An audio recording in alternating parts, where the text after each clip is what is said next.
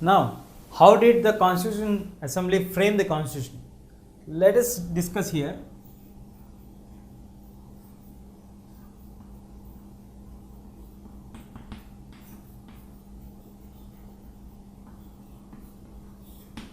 The Constituent Assembly further be written as CA. Now, the CA or the Constituent Assembly came with a view that Jawaharlal Nehru in his meetings expressed in 1946 that we are going to represent the nation of not only the people who are present here, but at the same time we have to represent the people those who are absent here. We have to represent the mindset of the people those who are absent here. We are going to address the issues or the problems or the issues which are not solved by any of the government till that time further. We are going to frame a constitution which is going to be satisfied for all categories of people, all sections of people, all castes of people, all the other things, and till now what are the problems that we have faced should not be faced by any other Indian in the future.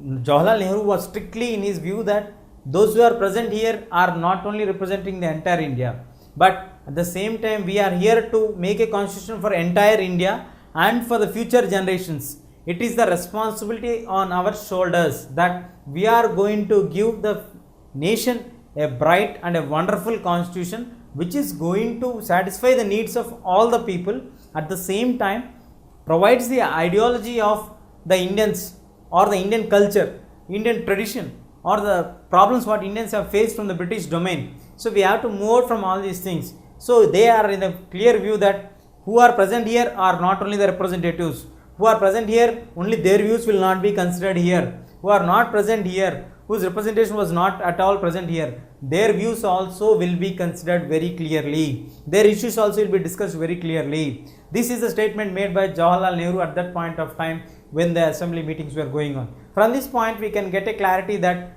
Jawaharlal Nehru is one of the key leaders or one of the prominent important leaders in the Constituent Assembly along with Dr. B.R. Ambedkar. So from that we get a clarity that the members of the Constituent Assembly had consciousness and insight that they are not only the true representatives of the nation, but along with them we have a vast nation. At that time the population of India was 400 million.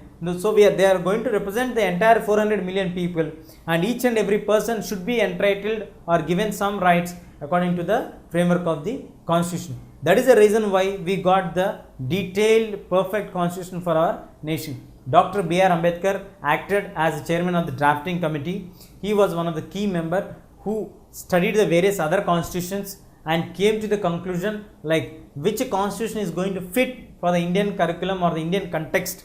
He studied detailedly all the other constitutions like the Britain Constitution, the American Bill of Rights, the Irish Constitution, the Sweden Constitution, the Canadian Constitution, the Austrian Constitution, the Irish Constitution, the Ireland Constitution, and after studying the various constitutions, from America we got the Bill of Rights, from the Canadian Constitution we took the federation purpose or the setup or the concurrent powers or the distribution of the powers. Then from the American setup we did not take the citizenship. Like that we have adopted each feature which is very good in their context of the nation and which is very perfectly run in that particular nation where the people are satisfied with that kind of setup. And we also took up from the French constitution that liberty, equality and fraternity. So after taking all the key points which are necessary for the people in the nation, along with that we also took some of the key words or the key laws from the 1935 Government of India Act. After studying entire thing in detail, our leader Mr. B.R. Ambedkar, the chairman of the drafting committee,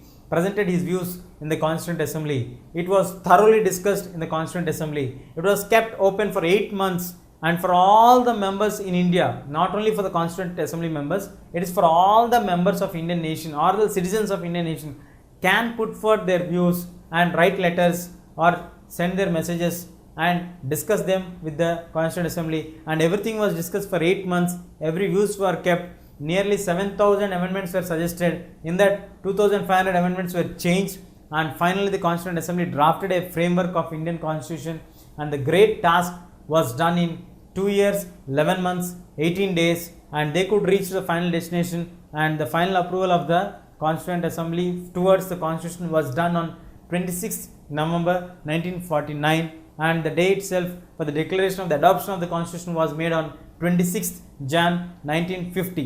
So this is the entire process how the Indian Constitution was adopted and came into the framework. What are the basic ideals that are thought or the powers which are given for the Indians?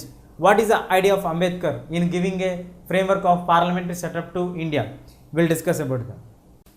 Now we shall discuss how was the Constituent Assembly introduced the Constitution into the effect. It was the date on from 1946 we are working out. The Constituent Assembly is framing the Constitution. There were many additions, many deletions, many discussions going on, and this is a process going on. Finally, on 4th November 1948, the chairman of the drafting committee, Dr. B.R. Ambedkar, was standing in the Constituent Assembly and used a statement, Mr. President, Sir, I now introduce the Constitution of the Constituent Assembly, which was framed by the drafting committee, which was given the entire responsibility to ensure that the reports which are given by the other committees will be drafted very clearly and fairly and will be put forth your view so that it could be adopted. Now, what are the other committees that referred what is necessary for our Indian nation to the drafting committee? Drafting committee, in the name itself we can understand draft means to frame it and fix it. So what are the other committees that are reported them to do the things? Let us see here. First one is the Union Powers Committee. The powers of the Union government, or how are the powers of the other nations? These all were studied and given reference to the drafting committee by the Union Powers Committee. Next, moving on to the Union Constitution Committee. How is the union of the other nations? How are the constitutional powers vested with the union governments? These all were discussed in the Union Constitution Committee. Next, Provincial Constitution Committee. How are the states? How are the governments sharing power between the center and the states? What is a federal setup? What is a unitary setup? What is the difference between these two? What are the advantages of unitary? What are the advantages of federal? What are the disadvantages of both of them? These all were discussed through the provincial committees. Later we have the committees on advisory boards. What are the other setup or the constitutional framework required? What are the councils to be set up to govern or to guide the government or to give advices for them? How to take advices from them? Who should be given the authority to advise the government or president or the prime minister? Whether the advisory should be binding on them or not. These all were discussed by the advisory committee.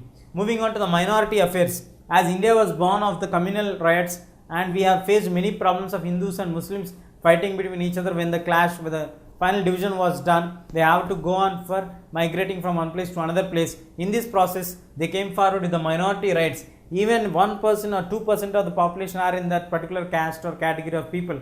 Their rights should be safeguarded very clearly. How are the other governments safeguarding them?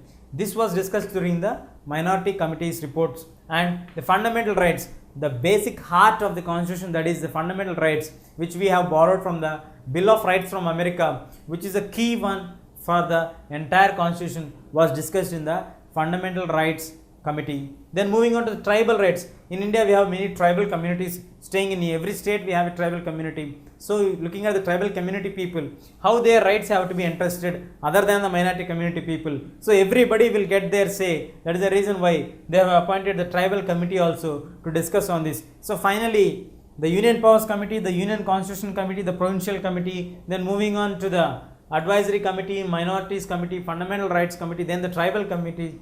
All these committees made their reports in the process of from 1946 to 1948, and they drafted their views and put forth in front of the drafting committee. Then again the drafting committee analyzed all these views, and again they did the additions and the deletions whichever is necessary, whichever is apt for our Indian context. Then later they came forward on 4th of November 1948. Then finally Ambedkar stands in front of the Constituent Assembly and requests the President to adopt the Constitution for discussion and later to adopt it. In this way, after they introduced the bill in the Constituent Assembly of the presence of the President, it was given a span of 8 months of period where everybody can put forth their views, and everybody's view will be considered if it is truly genuine and if it is addressing any particular issue which is not addressed by any of these committees. Almost all the points are covered in these committees, but if still any further points are left out or any issue is left out or any particular community people are left out, they can put forth their views, and it is ample of time was given, 8 months, and finally it was adopted. After 8 months, we came to a conclusion that this is one of the best constitutions in the world. It has nearly 315 schedules of articles and divided into 8 schedules, but now in actual reality we have 444 articles divided into 12 schedules or parts. But it is India's constitution is the lengthiest constitution in the world ever since in the bulk of the volume, and also the time span also was taken was too much, 2 years, 11 months, 18 days. But we feel that it was the best constitution survived till the nation, because some nations whose constitution was adopted very soon in a less span of time, but the nations failed in getting their success of the nations, and nations broke down into independent nations. But India is still surviving as a strong nation, and people of India are still happy to a larger extent. All the interests of the people are advised and admired in the Indian constitution, and if any person feels he is deprived of the rights or anything, he can move on to get his rights to be done. That is all done in the constitution framework for us.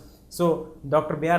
Ambedkar's efforts and all the members of the Constituent Assembly efforts were sincerely dedicated, and all of them have put for their efforts for the future of the Indian nation. Let us hope the constitution survives and lives long. Now let us discuss what are the points, or how did we adopt the other nations towards our nation, and how did we modify them and fix them to our context.